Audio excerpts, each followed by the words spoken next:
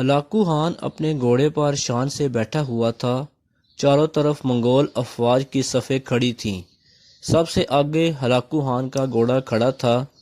Hulagu Khan کے سامنے 3 صفیں کھڑی کی گئی تھیں جن کو آج ہلاکو خان نے قتل کرنا تھا۔ ان کے سر قلم کر دو، ہلاکو خان نے گرج کر کہا تو جلاد فوراً ہی لوگوں کے سر کاٹنا شروع ہو گئے۔ پہلی صف میں ایک کی گردن گئی، دوسرے کی گئی، تیسرے کی، چوتھے کی۔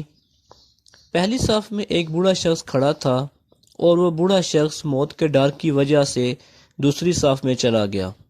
ہلاکو خان گھوڑے پر بیٹھے ہوئے ہاتھ میں لیمو لیے ہوئے اسے اچھال کر کھیل رہا تھا اور لوگوں کے قتل کا منظر دیکھ کر اس کھیل سے خود کو خوش کر رہا تھا۔ جلادوں نے پہلی صف کے بعد دوسری صف پر تلواروں کے وار شروع کر دیے۔ سر آن کی آن میں گرنے لگے۔ جلاد تلوار چلا رہے تھے اور خون کے فوارے اچھل اچھل کر زمین پر گر رہے تھے۔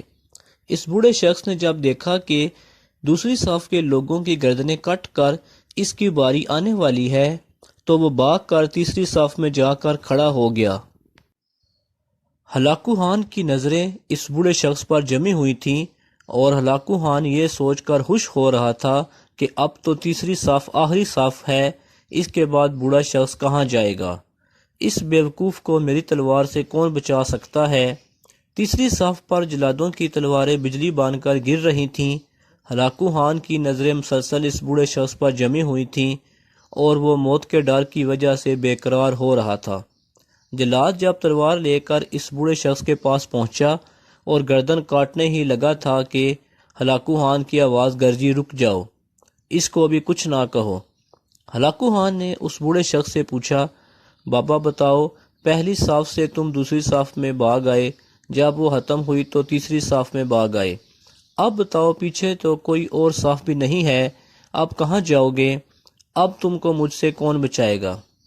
اس بوڑھے شخص نے آسمان کی طرف دیکھا اور کہا، وہ اوپر والی ذات اگر چاہے تو ایک لمحے میں انقلاب آ سکتا ہے اور میں بچ سکتا ہوں۔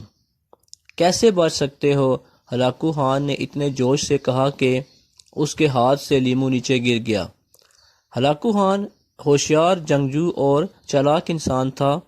ہلاکو خان نے گھوڑے کے اوپر بیٹھے ہوئے گرے ہوئے لیمو کو اٹھانے کے لیے خود کو جھکایا کہ زمین پر گرنے سے پہلے وہ لیمو کو پکڑ لے۔ اس کوشش میں ہلاکو خان کا پاؤں گھوڑے کی رکاب سے نکل گیا اور ہلاکو گھوڑے سے نیچے گر گیا۔ ہلاکو خان کا گھوڑا بدک گیا۔